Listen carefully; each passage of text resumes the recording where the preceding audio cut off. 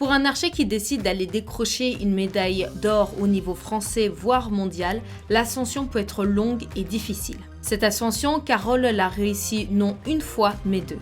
Une première fois jeune étudiante, elle gagne sa première médaille en 1988 en junior, enchaînant en senior pour devenir championne du monde de 1990, 1992 et 1996.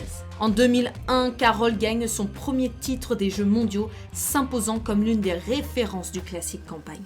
Après une pause de 4 ans pour se consacrer à ses projets professionnels et créer une vie de famille, elle reportera les couleurs de l'équipe de France pour regagner une deuxième fois les Jeux mondiaux en 2009. Carole nous raconte les difficultés auxquelles elle a été confrontée et comment elle a réussi à les surmonter. 2 ascensions, 6 médailles d'or, voici le portrait de Carole Ferriot. Eh bien écoute, on va pouvoir commencer. Déjà, bonjour Carole Ferriot, merci d'être là avec nous. Bonjour, c'est avec grand plaisir. Est-ce que déjà tu pourrais dire comment est-ce que tu es rentrée dans le tir à l'arc? En fait, c'est très simple, c'est familial. Mon père faisait du tir à l'arc, mon père était dans un club, moi je suis originaire de Blois, dans le Loir-et-Cher. Et il était pratiquant dans ce club. Il a fait un championnat de France. Et puis, moi en fait, j'ai essayé, j'avais les 3, 4, 5 ans grand maximum. Ils m'ont acheté un arc avec des flèches à ventouse. Et puis en fait, j'en collais partout dans la maison, sur les vitres, etc. Sauf que comme j'étais petite, j'arrive pas à les récupérer. Donc quand ils rentraient le soir ou quand il y avait une grosse journée, ils retrouvaient des flèches un peu partout. Et mes parents m'ont dit, bon allez, maintenant, on va aller dans un club parce que là, c'est plus possible. Donc j'ai eu ma première licence en fait à l'âge de 5 ans et demi. Wow. Au club de Blois, dans le Loir-et-Cher, à l'ADA Blois. Et c'est là en fait que j'ai commencé à faire du tir à l'arc. Et à partir de là, qu'est-ce qui a suivi? Combien de temps avant que tu es rentrée dans la compétition? Est-ce que tu es tombée tout de suite ou au contraire ça a pris son temps? Ouais, c'est là. En fait, moi j'ai vraiment l'âme d'une compétitrice. C'est là que je me suis aperçue. Je suis rentrée directement. Puis c'est vrai que le club était un club de compétiteurs aussi. À l'époque, 76, ça fait un petit moment maintenant. Et en fait, j'ai commencé à m'entraîner régulièrement dans la semaine. On y allait le mardi soir, il y avait un entraînement, 2 entraînements. Et puis en fait, petit à petit, je me suis qualifiée à mon premier championnat de France à l'âge en fait où je pouvais, parce qu'en fait à 5-6 ans, il n'y avait pas de catégorie. Ils avaient créé une catégorie poussin à l'époque qui n'existait pas. Aujourd'hui, ça existe, mais à l'époque, ça n'existait pas. Et en fait, j'étais toute seule dans ma catégorie avec un tout petit arc, matériel adapté. C'est ça qui a été un petit peu compliqué au départ, parce que c'est vrai que tirer avec des grands arcs trop puissants, j'aurais pu me faire mal aussi. Donc tout a été adapté. J'ai fait mes premières compétitions l'année d'après. Vraiment, j'ai des photos, là, c'est assez sympa. Et puis mon premier championnat de France à l'âge de 11 ans. En fait, donc dès que j'étais benjamine et que j'ai pu faire des compétitions nationales, j'ai fait mes premiers championnats de France. Et puis ensuite, j'ai intégré en 85-86 la section sport-études à Arcachon. C'était une section sport-études qui était mixte à l'époque, donc ça c'était top. Et puis j'étais plutôt, je faisais du tir en salle, du tir fédéral et du tir olympique. Et j'ai commencé vraiment le tir en campagne en 85-86, donc je suis vraiment rentrée dans les centres de haut niveau par le tir olympique. D'accord. Et en fait, j'ai découvert le tir en campagne de par ma région, parce que c'est vrai que c'est une région où il y a beaucoup de forêts, il y a beaucoup de terrains qui s'y prêtent à faire du tir en campagne, avec un super copain, Philippe Boistard, qui a été après d'Argent-sur-Saône, qui a été aussi avec moi dans les Chevaliers du Monde, qui m'a dit, mais pourquoi tu tentes pas le tir en campagne? Puis en fait, mon père me disait, oh là là, non, cette discipline, il y a trop de trucs, c'est compliqué, il faut marcher, il faut monter, il faut descendre. Je vois, ça a l'air sympa quand même. Et en fait, j'ai découvert le tir en campagne en 85 avec Philippe Boistard. Et en 86, je faisais mon premier championnat de France que je gagnais dans la catégorie, alors j'allais dire cadette peut-être, j'avais 15 ans. Et puis après, ça s'est enchaîné, les championnats du monde, championnat d'Europe junior en tir olympique en 87 au Luxembourg, on ramène une médaille de bronze. En 88, je fais mon premier championnat du monde de tir en campagne en Italie, à Bolzano, où je gagne aussi donc, mon premier titre en junior.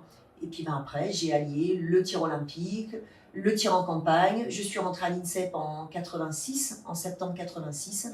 Et puis après, j'ai pas quitté l'INSEP j'y ai passé 9 ans. Et puis j'ai enchaîné les entraînements, les entraîneurs, les planifications, les programmations, les préparations.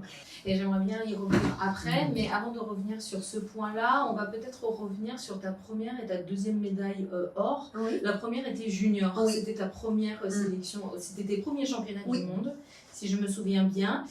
Tu étais un peu surprise, mais là où tu étais encore plus surprise, c'était les 2 ans après, en 90. Est-ce que tu pourrais nous raconter un peu plus ce moment-là, où quels ont été les moments difficiles ou au contraire... comment ça s'est passé? En fait, mon premier titre en 88, effectivement.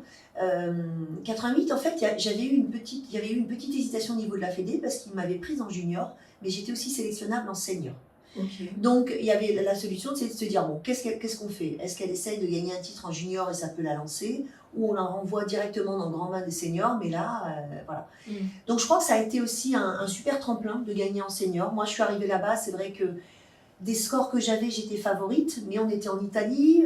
L'Italie, ça a été compliqué cette année-là en 88 parce que sur les, je ne sais plus combien il y avait de titres, 10, 12 titres, seulement 2 n'ont pas été remportés par les Italiens. Sur les Italiens, s'étaient entraînés pendant 15 jours sur le site. Donc c'était très compliqué et moi, c'est vrai que j'ai vraiment tiré mon épingle du jeu à ce championnat. Ça m'a aussi, j'étais aussi sur une phase ascendante. J'avais fait les championnats d'Europe tir olympique l'année d'avant. J'étais dans les centres de haut niveau, je rentrais à l'INSEP, je m'entraînais tous les jours, j'avais mon temps aménagé, donc j'étais vraiment quand même dans une bonne dynamique. Et puis avec des entraîneurs à l'époque qui étaient top, Jean Simon qui était quand même la référence en tir en campagne, qui moi m'a tout appris. Au niveau du tir, j'étais aussi entraînée par Michael Nérol, qui a été l'entraîneur de Sébastien Flux, donc j'étais très bien encadrée, techniquement et après spécifiquement, avec Jean et Michael. Et puis dans une équipe qui nous a poussé vraiment, moi j'étais encadrée, j'étais la chouchoute, j'étais la petite qui arrivait, donc il y avait une super ambiance et tout ça a fait que en fait, je gagne mon premier titre en Italie. Surprise et pas surprise, c'est-à-dire moi j'ai été surprise parce que c'était mon premier championnat du monde et que je le gagnais. Mais autour de moi, ils étaient quand même hyper confiants et ils m'ont mis dans cette confiance. Donc ça, c'était vraiment, je dirais, la cerise sur le gâteau, la surprise sans être la surprise pour moi, oui, parce que voilà.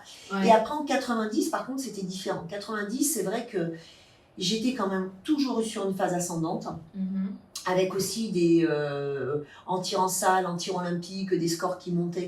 Donc, ça veut dire que techniquement, je progressais. Super bien encadré. On avait à l'époque des stages, on se voyait très régulièrement dans l'année en tir en campagne. On allait sur des parcours avec toute l'équipe, avec toutes les armes aussi, les berbeaux, les classiques comme moi, et les arcs à poulies. Donc on s'amenait vraiment beaucoup de choses. On se conseillait, on se regardait tirer, on se montait des parcours nous, c'est-à-dire c'est nous qui montions des cibles. Jean Simon nous dit tiens, vous allez monter une cible là pour vos coéquipiers. Alors nous évidemment on se faisait les trucs les pires possibles, les pires trucs. Et en fait on s'est rendu compte qu'à cette époque-là les parcours étaient très accidentés. Et nous les Français on était très bien préparés. On savait exactement quand on avait une pente à 45 degrés, exactement ce qu'il fallait enlever au viseur. On savait exactement, on savait se placer. Et moi, c'est vrai que naturellement, je me plaçais dans les pentes. Donc c'est vrai que en plus, tu es connu pour faire des sortes de grands écarts. Voilà, les grands là, je tire jambes écart et avec des appuis, je suis capable de casser vraiment dans les pentes. Donc c'est vrai que je suis très stable, j'ai la ligne d'épaule qui est vraiment dans la pente. Tu es pas gênée? Non, je suis pas gênée. Et physiquement, à l'époque, j'étais très forte, je courais beaucoup, je faisais beaucoup de muscu, de préparation. J'étais solide, quoi. C'est vrai que là-dessus... C'était une vraie équipe de France qui allait en dehors. Parce qu'au final, j'ai même remarqué qu'il y a un grand accompagnement avec une barbe aux femmes qui venait souvent...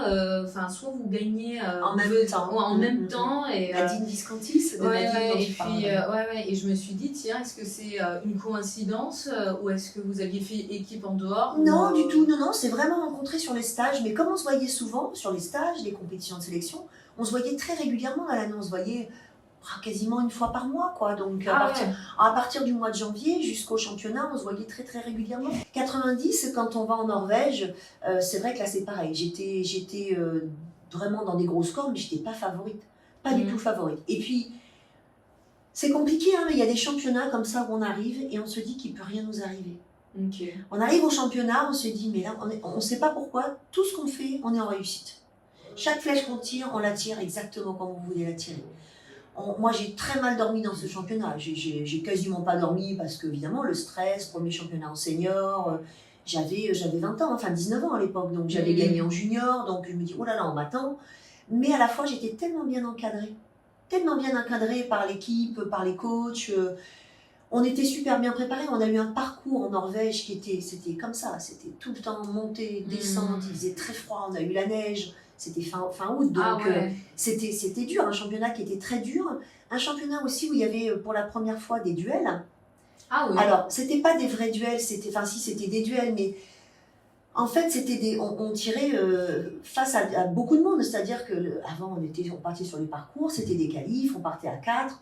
On était un petit peu, c'était confidentiel. Puis on arrivait le soir, on faisait les scores. Hop, tu as gagné. C'est-à-dire qu'on ne savait pas ce qui se passait. Là, il y avait des éliminatoires. Donc en fait, on se qualifiait dans les 16 premiers, puis après dans les 8, puis dans les 4, et après c'était des duels. Et ces duels étaient télévisés. Donc c'était filmé. Moi, je me suis retrouvée à tirer la dernière cible l'avant-dernière cible sur une plateforme devant un hôtel avec tout le monde en bas, tous les gens qui étaient là en bas. On leur tirait par-dessus sur cette cible qui était à 60 mètres. Ah ouais? Donc, c'était des cibles de folie, quoi. D'accord. Et là, on s'est dit, waouh, il faut pas se louper quand même, parce qu'il y a beaucoup de monde.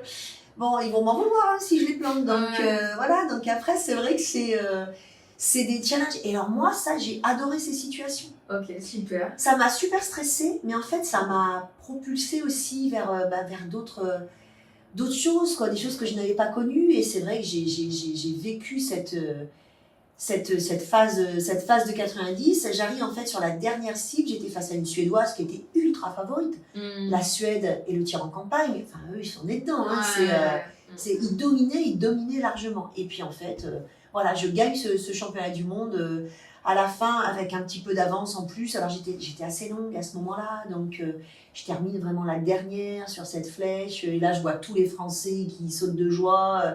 Et il fallait faire quoi, un 6 pour gagner ou Il n'y avait pas de 6 à l'époque, c'était des 5, c'était des cibles noires et blanches, enfin c'était, il y avait plein de choses, un règlement, bon c'était la même chose, hein, mais les cibles étaient noires et blanches, et après ça a été des cibles grises, noires et blanches, et puis après on est arrivé sur du 6. En fait, moi c'est marrant parce qu'à chaque fois que j'ai gagné un cheval du monde, il y avait un règlement différent. D'accord, ok. Donc c'était chouette parce que je me suis dit, en fait voilà, je sais tirer à l'arc, je sais tirer en campagne, et en fait, quel que soit le règlement, je suis capable de gagner un championnat du monde, quoi. Okay, donc c'est chouette. Donc tu as une forte adaptation en quelque sorte. Ouais, on le voit au travers de ta carrière. Ça a toujours été mon point fort, de m'adapter au terrain, de m'adapter à la situation, de m'adapter à tout ce qu'on me proposait, quoi. Et ça ne te faisait pas peur. Voilà. Et en 94, par contre, là j'étais ultra favorite. C'était en France. C'était à Vertu, des parcours qu'on connaissait. Enfin, je veux dire, on connaissait la philosophie de Vertu. Ouais. Et en fait, là, je rate une flèche. J'ai un photographe qui prend une photo et je passe son clicker. Je ne sais pas si ça. Oui, ça fait. Et en fait, je rate la cible. Donc j'étais largement devant, je rate la cible. Et sur des éliminations, ça pardonne pas. Ça pardonne pas. Donc là, j'ai fini. Ça a vraiment été un gros échec. Et en fait, mes copines m'ont dit, t'inquiète pas, on va se venger par équipe. Et en fait, on fait vice-championne du monde par équipe 2 jours après. Mais c'est vrai que ça, je l'ai vécu comme un échec. Et quand je suis revenue en 96 en Croatie pour ce championnat du monde à Kranjska Gora, je me suis dit là, je me ferai pas avoir, quoi. Mais j'étais un petit peu plus en difficulté. Autant jusqu'en 94, j'étais vraiment dans les favorites en progression, et 96, j'étais un petit peu plus en difficulté. Je m'étais blessée à une épaule. Et voilà. Et en fait, le 96, je gagne en barrage. D'accord. Sur la dernière flèche à 60 mètres. Et en fait, je reviens égalité et barrage. Et là, j'avais tous les Français derrière qui me soutenaient, qui me faisaient le décompte, ils m'ont super aidé. Hein. C'est vrai que voilà, et je gagne en fait en barrage. Il fallait que je fasse un 5, je fais un 5 pour gagner ou un 4 cordon, 4 ras du 5. Et je gagne contre une Allemande, Heidi Mittermeier, qui était une super copine, hein, parce qu'on se connaît tous et toutes. Et voilà, donc je gagne en 96. Ouais, super. Voilà, une belle promotion. En 98, je fais médaille de bronze. Ouais. Et 2000, je pars en Australie en 2000 et j'étais enceinte de 4-5 mois de mon fils. Et tout le monde me disait, mais t'es malade, elle est enceinte sur des parcours comme ça. Je dis, bon non, moi je suis en pleine forme, tout va bien, j'y vais, quoi. et je finis 4e. Ah, c'est super. Voilà, après... après, on est quand même dans les 4, ouais. on n'est pas sur le podium. C'est un peu frustrant, mais je pense que quand même, Oui, on est quand même là, quoi. Très, très content. Donc, vraiment très content. Voilà. Pour arriver à ces 6 titres mondiaux, en fait, quand on réfléchit bien, il y en a 4 en tir olympique, en tir en campagne en individuel. Et 2 en vainqueur des Jeux mondiaux. Ouais. Et entre-temps, j'ai fait des championnats du monde de tir olympique à Jakarta en 94. On a gagné les Jeux mondiaux par équipe en 93 avec mes copines Sophie Daunemont et Nathalie Bon à l'époque en France. Donc voilà, et puis après, ça va être très long, hein, mais après, donc en 2000, enfin 96, c'est pareil, parce qu'en fait, il faut resituer les choses. À l'époque, le tir à l'arc n'était pas professionnel. Donc il fallait, moi j'avais un double projet. Le double projet, c'était de suivre mes études. Je voulais être prof d'éducation physique, c'est quelque chose qui m'animait depuis l'âge du collège, depuis ma 4e, 3e, parce que j'ai un prof des profs qui m'ont donné vraiment le goût de l'enseignement, et puis bon, je crois que j'étais faite pour ça aussi. Et donc, quand je suis rentrée à l'INSEP, c'était l'année de mon bac, donc j'ai passé mon bac, et j'ai enchaîné en fait avec le CAPEPS, le DUG STAPS, la licence STAPS et le DUG, que j'ai eu à l'INSEP après plusieurs années, parce que c'est vrai que, en fait, j'étais souvent en compétition internationale quand il y avait les écrits, les oraux, c'était très compliqué. Et puis en 96, je me suis dit là, il faut vraiment que je bosse ce CAPEPS parce que s'il m'arrive quoi que ce soit, derrière, on n'a rien, quoi. Hein. J'avais des partenaires, heureusement, des partenaires financiers, avec Gaz de France qui m'a permis au départ de vraiment me lancer dans ma carrière internationale et de vivre un petit peu de cette passion. Parce que c'était une passion à l'époque, hein, on parle de ça. Et puis, même aujourd'hui, même si aujourd'hui c'est quand même beaucoup plus professionnalisé, avec l'ANS qui aide vraiment les sportifs de haut niveau, les partenaires privés, la fédération, mais c'est vrai que ça le tir à l'arc, ça demande de soi. Et d'ailleurs, parce que tu disais que tu passais ton bac, tu devais avoir 18 ans à ce moment-là, mais tu es devenue championne du monde également. C'est ça. En 1988. Exactement. En fait, à l'INSEP, comment tu as fait pour gérer les deux? C'était aménagé. C'est dur, quoi. C'était aménagé, en fait. On avait à l'INSEP, on allait en cours le matin de 8h à 11h. De 11h à 13h, on s'entraînait. Ensuite, on allait déjeuner. À 14h, on reprenait les cours. Jusqu'à 16h, 17h, ça dépendait. Et ensuite, on retournait à l'entraînement. Et moi, en fait, au lieu de passer le bac en juin, comme tous les bacheliers, je l'ai passé en novembre. Donc, ça m'a permis, en fait, de pouvoir suivre mon cursus, de pouvoir partir en compétition, parce que nous, les compétitions, c'est l'été. Et ensuite, en septembre, de me recaler avec la préparation du bac. Et puis après, j'ai enchaîné. Et puis, moi, j'étais sur l'INSEP, donc les entraîneurs venaient aussi. Enfin, c'est vrai qu'on était très, très encadrés. Et puis moi, au niveau familial, c'est vrai que j'étais très encadrée, très soutenue. Moi, je suis issue d'une famille très modeste. Donc, mes parents se sont sacrifiés pour que j'aille dans les centres de haut niveau, parce que ça coûtait. C'est eux qui payaient l'internat, c'est eux qui payaient les études. Bien sûr, à l'époque, on n'était pas aidés. Mes parents payaient tout ça, payaient les déplacements. Moi, j'habitais, donc, quand c'était ou sur Arcachon ou sur Paris, les allers-retours en train. Enfin, moi, mes parents, si j'avais pas eu mes parents qui m'avaient aidé, je n'en serais pas là aujourd'hui. D'accord, ok. C'est évident. Enfin, je veux dire, eux, ils ont fait beaucoup de sacrifices, partaient pas en vacances pour que moi, je puisse être à l'INSEP. Et en plus, j'ai une sœur qui est brillante au niveau des études, qui travaille au centre d'études atomiques, et donc qui a un très, très gros poste, qui était brillante. Donc voilà, on avait... moi, j'étais plutôt sur le pôle sport, et puis elle sur les études, et même si elle est très sportive aujourd'hui, elle fait beaucoup de tennis, de paddle, etc. Voilà, mes parents nous ont accompagnés à 400% pour nos choix. Incroyable. Et ils venaient au championnat du monde Alors, ils venaient pas ils pouvaient pas se déplacer parce que ça coûtait extrêmement cher, donc ils pouvaient pas se déplacer. Par contre, quand c'était en France, sur des compétitions de sélection, oui, ils venaient. Ils venaient nous voir sur les championnats de France. Moi, mon père m'a accompagné partout. Mon père m'a accompagné partout, et ma mère aussi. Enfin, je veux dire, ça a été... Est-ce qu'il te coachait ou il était juste au départ, oui. Au début, c'est lui qui m'a appris à tirer à l'arc. Pas toujours très drôle. Donc, non, il n'est pas toujours très drôle et très pédagogue. Mais je veux dire, aujourd'hui, ça a marché. Ça a marché. Et après, j'ai été encadrée dans les centres, avec les entraîneurs nationaux, mes partenaires en matériel, EDF Gaz de France qui m'a beaucoup, beaucoup aidé. EDF, c'était les deux à l'époque. Et comment ça s'est fait? Mon père travaillait en fait à EDF. Et en fait, j'ai présenté un dossier, le projet leur a plu. Et puis après, moi, j'ai fait des accompagnements, c'est-à-dire que je faisais des interventions dans leur séminaire, je faisais des interventions dans le milieu de l'entreprise sur la gestion du stress, les objectifs, se fixer des objectifs, comment réussir, la gestion de l'échec, l'équipe. Enfin voilà, j'avais pas mal de thèmes en fait où j'intervenais avec eux et ils m'embarquaient un petit peu partout. Je suis partie avec eux justement en 92. Ils m'ont emmenée aux Jeux Olympiques. J'ai vu Sébastien Flut gagner les Jeux Olympiques en tir à l'arc, Nathalie Tauziat, etc. Parce qu'en fait, voilà, ils m'ont emmenée, on a vu, j'ai eu la chance de voir tout ça et c'est vrai que ça motive, ça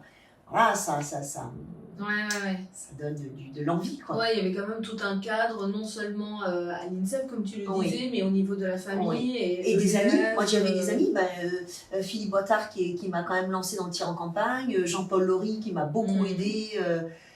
Voilà, tous ces gens-là, des gens qui sont des archers de haut niveau, qui m'ont beaucoup aidé aussi lors des championnats, à l'extérieur, quand ça va un petit peu moins bien, quand on a un problème matériel.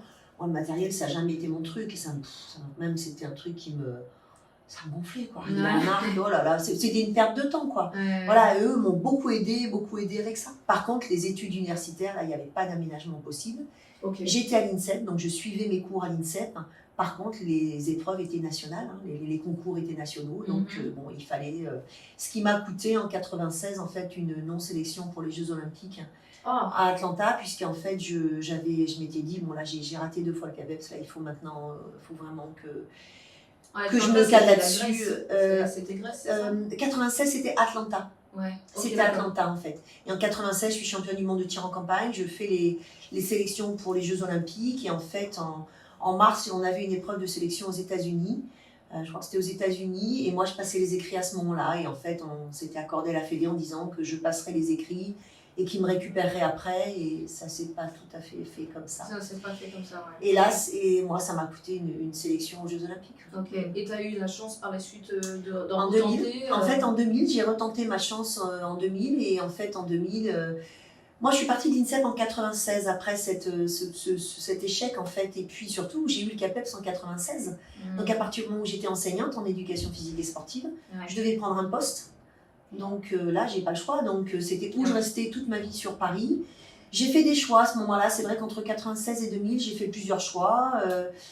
J'ai fait le choix donc de partir sur Toulouse. J'avais rencontré mon mari qui était toulousain. Donc on est parti sur Toulouse. J'ai eu un poste en détachement à l'UNSS, l'Union nationale du sport scolaire, sur Toulouse. Donc j'ai eu la chance quand même d'avoir un aménagement de mon temps. J'enseignais pas en collège. J'étais sur un poste administratif où en fait, mes missions étaient de développer le tir à l'arc en milieu scolaire, mais aussi les autres sports. Super. Donc c'était génial, c'était un super poste. Ça m'a permis vraiment de 96 à 2000 de continuer à faire du haut niveau, de continuer à pouvoir m'entraîner, à partir, à travailler, donc à avoir un salaire et à pouvoir vivre en fait mon double projet, ma passion. Voilà.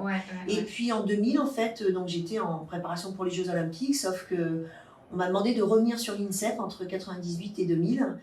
Et moi, en fait, si je revenais sur l'INSEP, ça voulait dire que j'étais obligée de quitter mon poste ici. C'est compliqué quand même de bouger quand on est enseignante. Il faut quitter un poste. Si on quitte le poste, on n'a plus le diplôme. Enfin, c'était compliqué à l'époque. Donc j'ai dit, c'est pas grave, le tir à l'arc, c'est des scores. Donc à partir du moment où on est au même endroit et on fait les scores, on peut on peut être en concurrence et être sélectionné. Bon, encore une fois, ça s'est pas fait tout à fait comme ça. Et puis là, j'ai eu un petit peu dur. Hein. Voilà, c'est vraiment le petit point noir de ma carrière, c'est ça.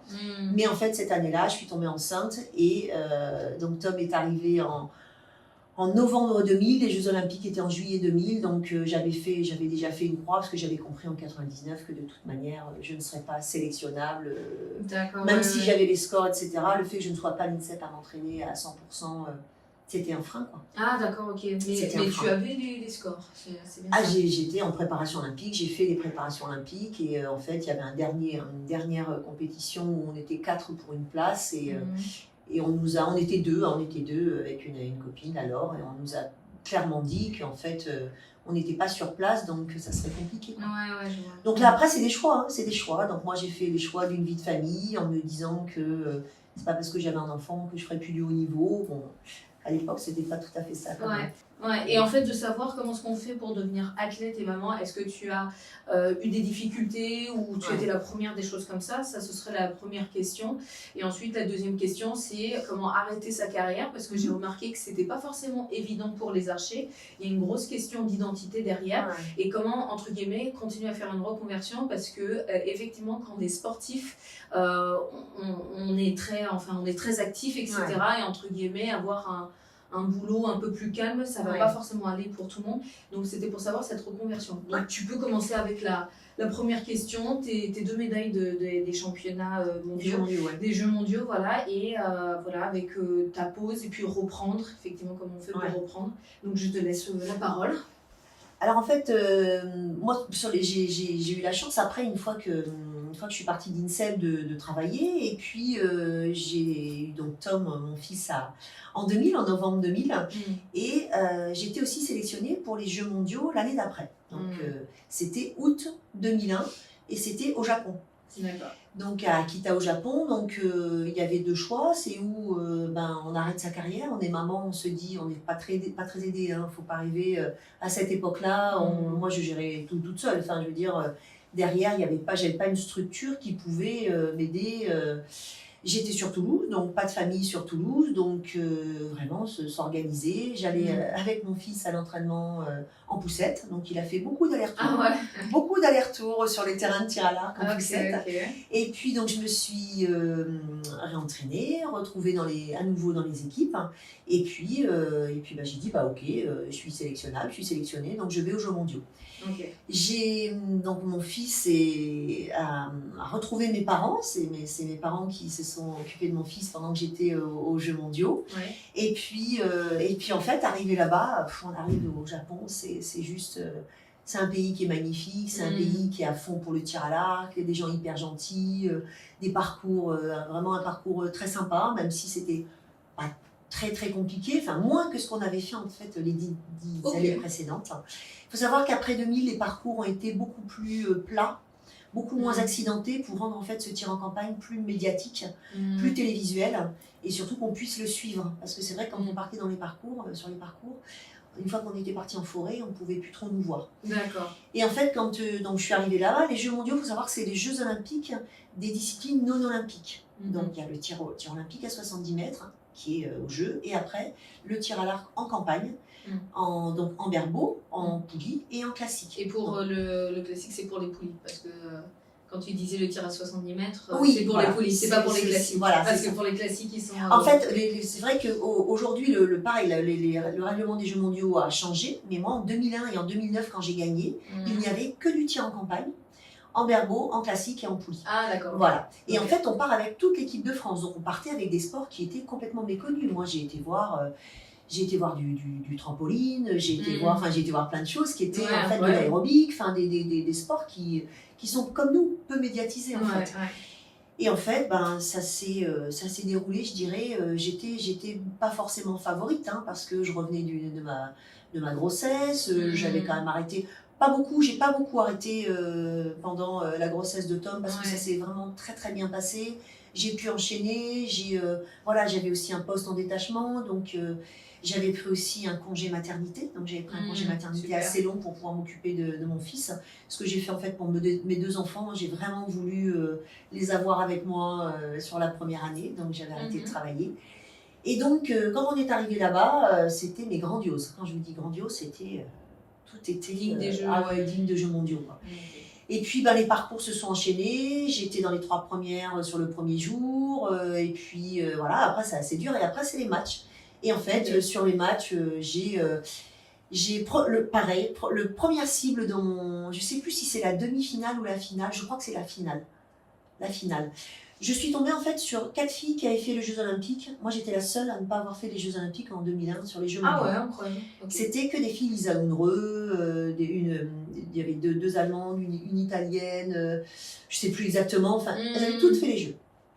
Avec des scores anti-olympiques bien meilleurs que moi.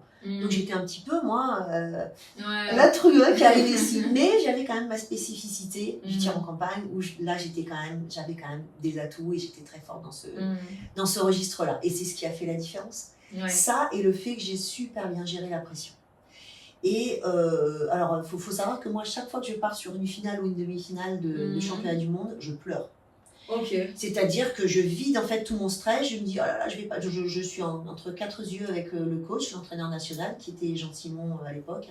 Ok. Et je lui dis je vais pas y arriver, c'est sûr, je vais planter, non mais je veux pas y aller.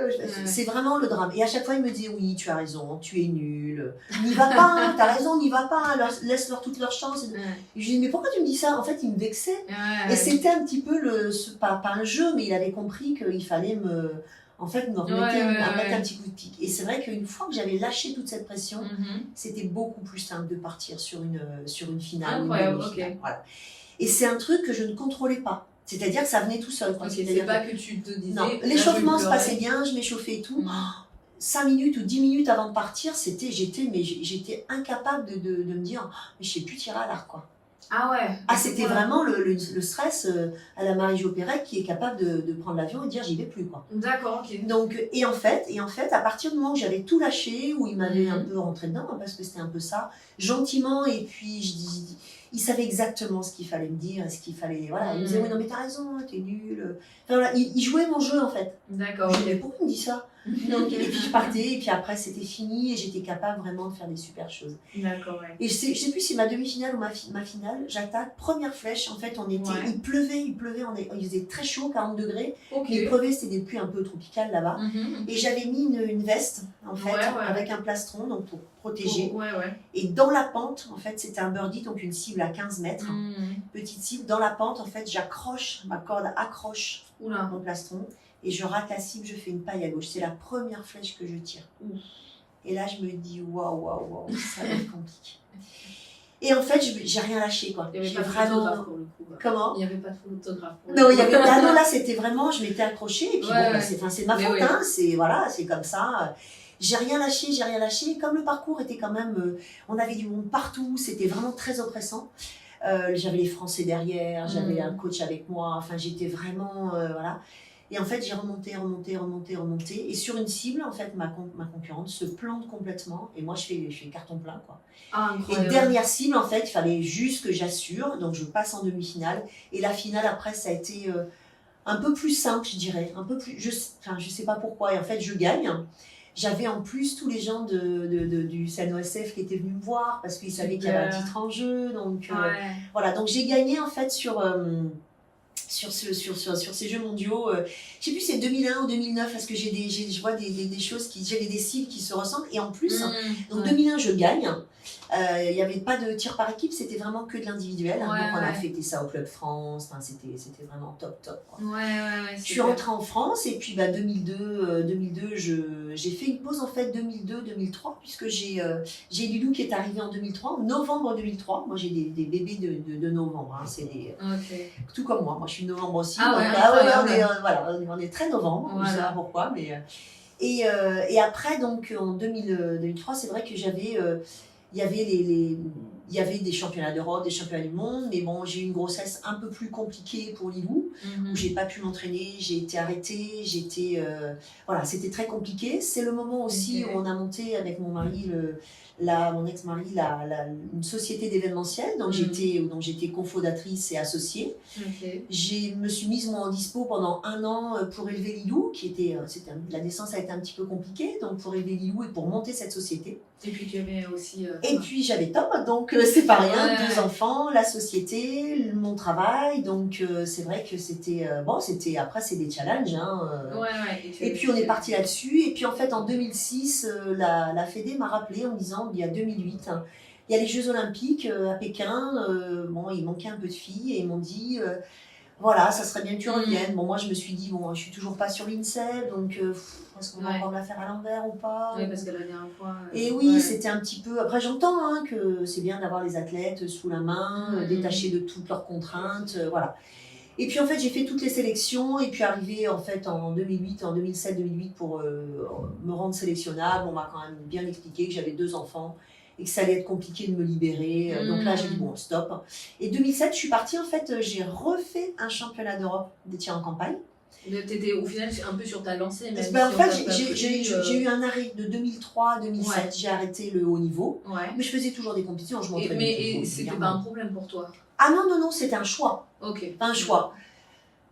À partir du moment où on a 2 enfants, qu'on bosse, que j'avais une société aussi à gérer, à monter, on était que tous les deux, hein, donc c'est aussi, voilà, c'est un gros challenge. Moi j'avais toujours mon travail, j'avais pas arrêté de bosser, donc voilà, c'était un choix. Je me suis dit, bon, peut-être, oui, puis bon, j'avais quand même beaucoup de médailles d'or, donc je me disais, bon voilà, c'est aussi bien d'arrêter peut-être au moment où on est au mieux, quoi. Puis en 2007, quand ils m'ont lancé, je me suis relancée, quoi. Je me suis dit, bon, allez, tiens, pourquoi pas. Les enfants n'étaient pas très grands, hein, 7 et 4 ans, mais bon, je me suis dit, bon, allez, voilà. Et puis, voilà, je me suis relancée. 2007, je finis 4e au championnat d'Europe. J'étais un peu déçue, mais j'étais pas dans les favorites. Enfin, voilà, je revenais, mais c'est pas rien. Enfin, je veux dire, quand on arrête 4 ans, le haut niveau vous attend pas. Et puis, tout évoluait, le matériel évoluait, les parcours évoluaient, le règlement avait évolué. Après, tu avais quand même dit, parce que j'avais lu un article où tu disais que la motivation était là, l'envie, mais tu n'aurais pas mis 1 euro sur toi. Quand même. Mais en 2009 non, enfin, c'était 2008-2009 en fait. J'avais lu ça et alors je me suis dit, comment est-ce que, même si tu n'avais pas parié sur toi, et que parce que 4 ans c'est quand même beaucoup et le niveau quand même progresse, c'est déjà haut auparavant, mais ça continue à monter au fur et à mesure des années, surtout maintenant. Voilà, comment est-ce qu'on fait pour quand même continuer à... Moi je dirais c'est mon esprit de compétitrice, quoi.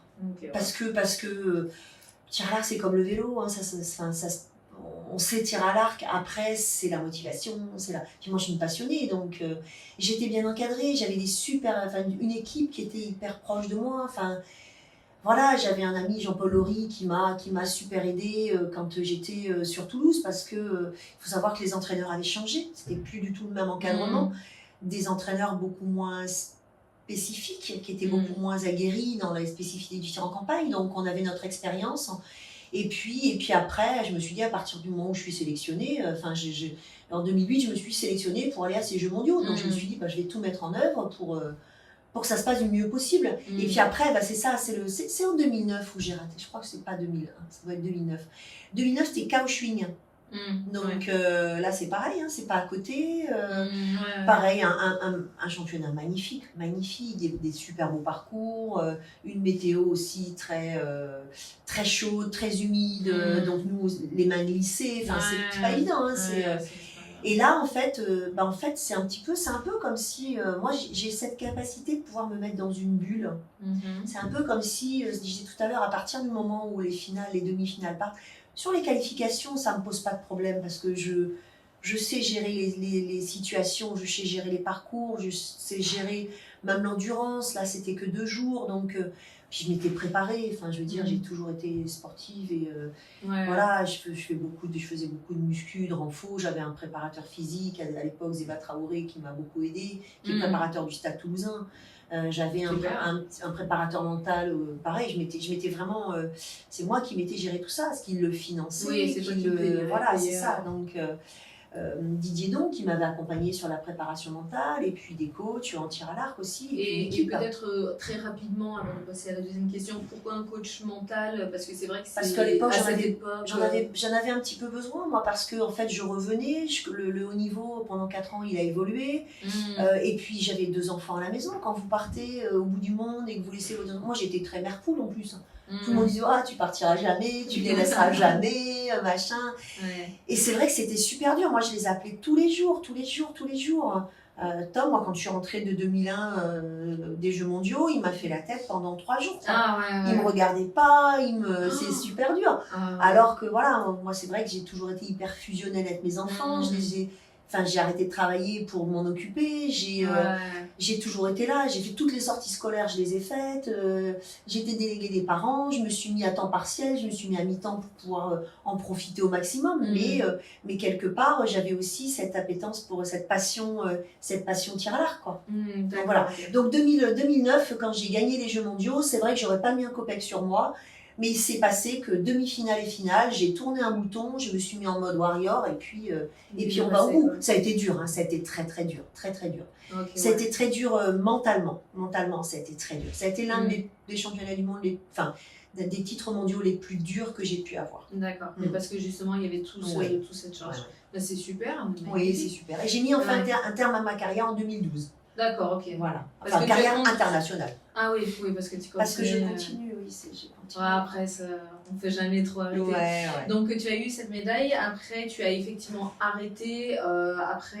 Est-ce que tu peux nous raconter rapidement comment est-ce que, par exemple, tu as intégré la fédération et notamment les missions que tu fais pour promouvoir ton sport et le rendre, par exemple, notamment plus accessible, par exemple, pour les femmes, en quelque sorte. Est-ce que tu pourrais nous dire quelques mots là-dessus? En fait, en 2012, quand j'ai arrêté ma carrière internationale, j'ai des amis qui me disaient « Ouais, tu sais, Carole, voilà, t'as plein de connaissances, t'as plein de vécu, t'es enseignante, t'es toujours en contact des jeunes, des médias, t'as vécu plein de choses. » C'est vrai que moi, j'ai eu la chance de faire plein d'émissions télé, d'avoir des partenaires, d'être sur des actions caritatives, de beaucoup les médias, et c'est vrai que j'avais des relations, j'avais un réseau, un très bon réseau, et donc la Fédé cherchait aussi à se développer. On était à peu près à 50 000 licenciés à l'époque, 40-50 000, et ils m'ont dit, bah tu sais, c'est bien beau de parler, mais maintenant il faut agir. Je dis non mais moi, je suis pas du tout politique. Et puis j'avais pas de mission dans les clubs, j'avais pas de mission dans un club, j'avais pas de mission dans un comité, dans une région. Donc j'étais archère de haut niveau, j'avais des connaissances du milieu, des réseaux, j'avais mon réseau, mais moi je savais pas diriger un club. Enfin voilà. Après ton papa. Voilà. Mais mon papa, voilà. Donc j'avais quand même vu et entendu beaucoup de choses et participé, ça. Je lui ai dit, non, mais c'est pas trop mon truc. Et en fait, j'ai un ami, Olivier Grillat, qui est à la tête d'un super club à Nîmes, qui organise des Coupes du Monde actuellement, et qui était aussi à la section sport-études à Arcachon. Ok, super. Tout ça, on se connaissait, nous, depuis loin. Qui m'a dit, non, mais moi, je vais faire le dossier. Et puis, je vais te faire un dossier, tu vas rentrer au comité directeur. J'arrête et tout. En fait, c'est lui. J'étais pas au courant, il m'a fait ce dossier, il l'a envoyé à la fédération, et j'ai été retenue comme ça. Okay, Donc en 2012, j'ai eu, en fait, au départ, j'ai plutôt été en observation. Je donne mon avis sur plein de choses, sur les commissions sportives, sur le milieu scolaire, etc. Et c'est vraiment en 2016 où là, en fait, j'ai eu en fait en responsabilité tout ce qui était développement du tir à l'arc en milieu scolaire, puisque j'étais enseignante. Donc développer le tir à l'arc en milieu scolaire, c'est quoi? C'est amener les jeunes qui sont dans les clubs à aussi aller pratiquer dans leurs établissements scolaires, former des enseignants de PS. On a créé avec Xavier Mouronval, qui était aussi à la section sportive d'Arcachon et qui est prof de PS aussi aujourd'hui, on a créé un livret pédagogique qui est proposé lors de nos formations des enseignants. Et ensuite, moi j'ai intégré la commission sportive, donc pour donner mon avis sur mon vécu justement, sur le type de championnat, comment le médiatiser, comment le rendre plus attractif, comment attirer plus de licenciés, des jeunes licenciés. Donc là, pour faire un peu court, ça a été sur les différentes Olympiades. Et là, Aujourd'hui, donc c'est une nouvelle équipe avec Julien Maigret qui est un nouveau président. Moi, j'ai connu plusieurs présidents. J'ai connu François de Massary, Philippe Bouclé, Jean-Michel Pierroy et aujourd'hui Julien Maigret, qui lui est à la tête d'un club de Riom qui est très très connu sur sa capacité à faire venir les jeunes au tir à l'arc et à s'en occuper très très bien. Donc en fait, moi aujourd'hui. Lisa vient de ce club. Comment? Lisa Barbela vient de ce club. Oui, enfin Lisa Barbela est dans ce club, mais n'est pas originaire de ce club. Elle est originaire de l'Est. Mais par contre, voilà, aujourd'hui, le club de Riom est un très grand club au niveau des jeunes et des filles aussi. Plusieurs fois championne de France, etc. Et donc moi aujourd'hui, au sein de la fédération, donc j'ai intégré le comité d'administration avec plusieurs missions. La première, je suis responsable donc tout ce qui est développement du tir à l'arc en milieu scolaire, mais universitaire. Donc, c'est-à-dire que je vais partir de l'élémentaire, du CP, avec l'UCEP, le collège-lycée, l'UNSS, l'Union nationale du sport scolaire, et le sport universitaire, Fédération française du sport universitaire, pour essayer d'amener un maximum de jeunes au tir à l'arc, via l'école, via des formations d'enseignants, via des sections sportives, créer des sections sportives, des options à horaires aménagés dans les établissements scolaires, pour que nos jeunes, après le bac, ils ne partent plus. Parce qu'après le bac, les jeunes, ils vont dans des structures, dans des universités ou dans des écoles, et on les perd. Donc, trouver un moyen pour justement que nos jeunes restent. C'est d'ailleurs la section, il y avait une charte graphique qui montrait le type d'âge, etc. de plus nombreux. Et en fait, on s'était rendu compte que les enfants étaient très nombreux parce qu'il y avait les parents. Et puis dès que ça venait un peu au moment où c'était le plus important, où on pouvait se développer, bah là c'était le plus petit, mais c'était vraiment une tranche. Exactement.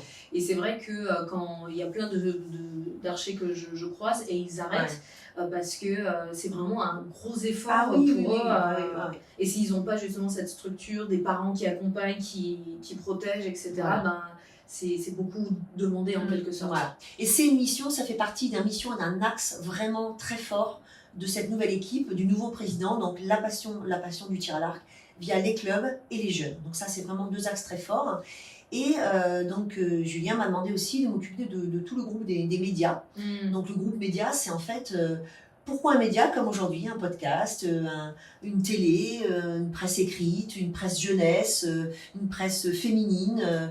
Pourquoi il dit tiens, je vais m'intéresser au tir à l'arc. Quelles valeurs nous on peut transmettre avec notre tir à l'arc, avec notre sport, avec les valeurs qu'on a dans notre activité, mais aussi les messages que l'on peut passer et les messages justement par rapport aux femmes. Le tir à l'arc au féminin, on a fait plein de choses au niveau de la fédération. Aujourd'hui, on s'aperçoit qu'une femme et un homme peuvent être à égalité par exemple sur un tir en salle. Moi, j'ai connu des records féminins plus élevés que les records masculins à 18 mètres. Parce qu'en fait, il n'y avait pas de différence. À l'extérieur, c'est différent. Il faut tirer des arcs plus puissants, etc. Mais aujourd'hui, moi, cette mission qui m'anime de développer le scolaire, les jeunes, les femmes. Après, je ne suis pas du tout féministe. Moi, je ne suis pas avec mon bâton là, à dire il faut que les femmes et les hommes soient égalisés.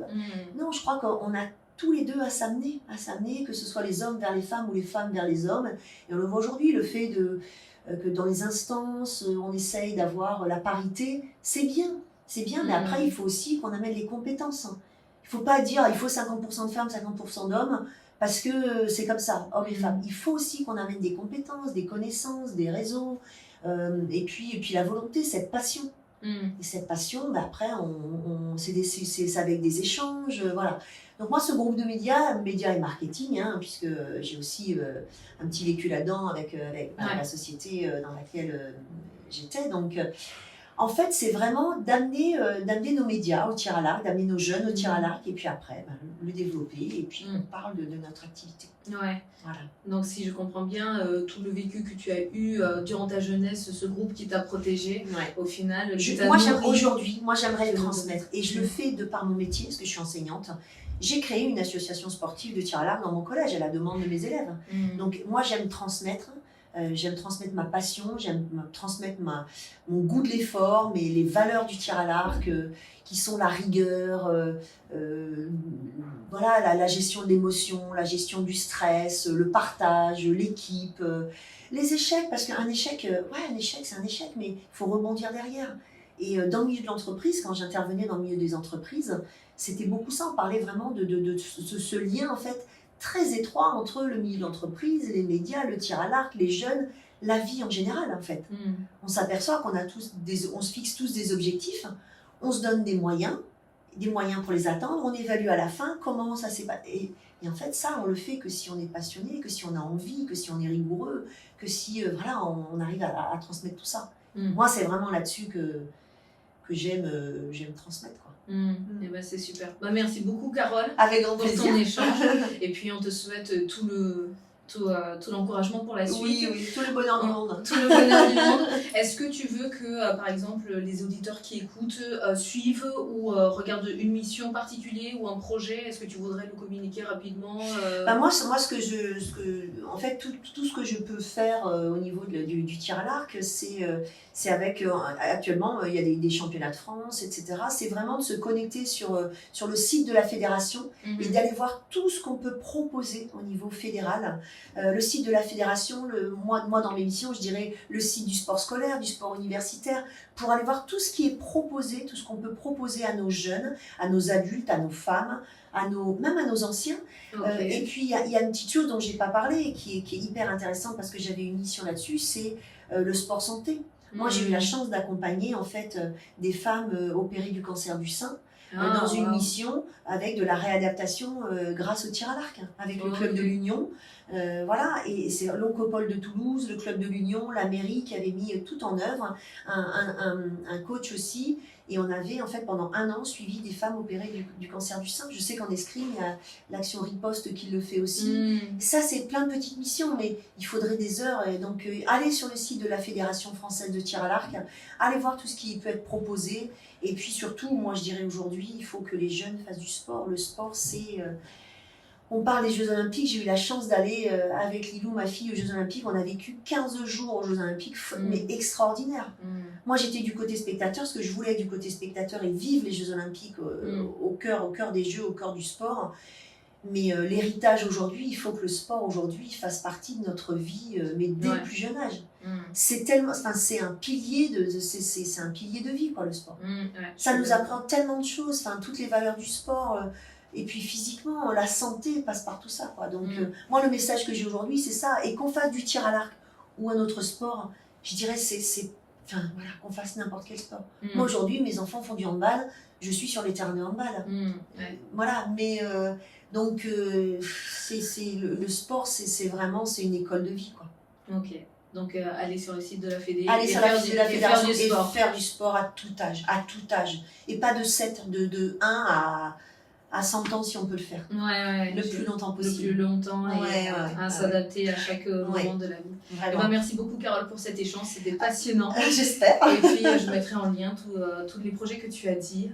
Mais merci encore pour ça. C'est très gentil, en tout cas moi j'ai pris énormément de plaisir à partager et j'espère que ça créera en fait des motivations, des passions et puis des jeunes talents. Et, voilà. Et que les gens te connaissent mieux. Voilà, et qu'on puisse diffuser un maximum, qu'on puisse parler comme aujourd'hui du tir à l'arc grâce à toi, Charlotte, grâce à vous tous les médias. C'est très important. Merci beaucoup en tout cas. Merci à toi, Carole. Avec plaisir.